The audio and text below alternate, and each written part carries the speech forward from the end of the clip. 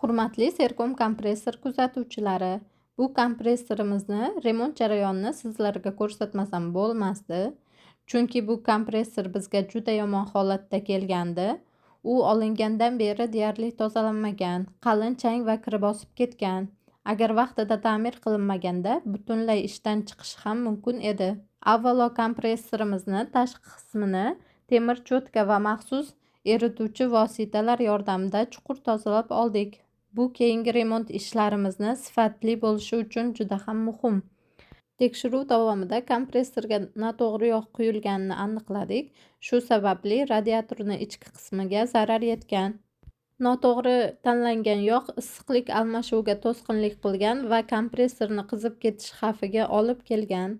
Radiatorni maxsus kimyoviy vositalar va issiq suv yordamida 3 marta yuvdik.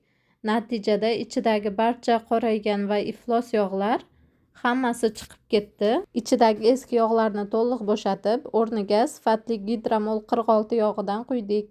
To'g'ri yog' kompressoringizni uzoq va muammosiz ishlash garovi. Shundan so'ng yog' filtri, separator, havo filtrini to'liq yangisiga almashtirdik. Biz faqat Turkiyada ishlab chiqarilgan zapchastlardan foydalanamiz. Zapchastlarni optim narxlarda olib kelamiz. Bu esa mijozlarimiz uchun ham sifat, ham tejamkorlik degani. Hozir kompressorimiz toza, barqaror ishlayapti. Bosim me'yorida, shovqini sezilarli darajada kamaygan. Agar siz ham kompressoringizni ishonchli va tajribali ustaga topshirmoqchi bo'lsangiz, bizga murojaat qiling. Sercom kompressor, sifatli remont va ishonchli xizmat.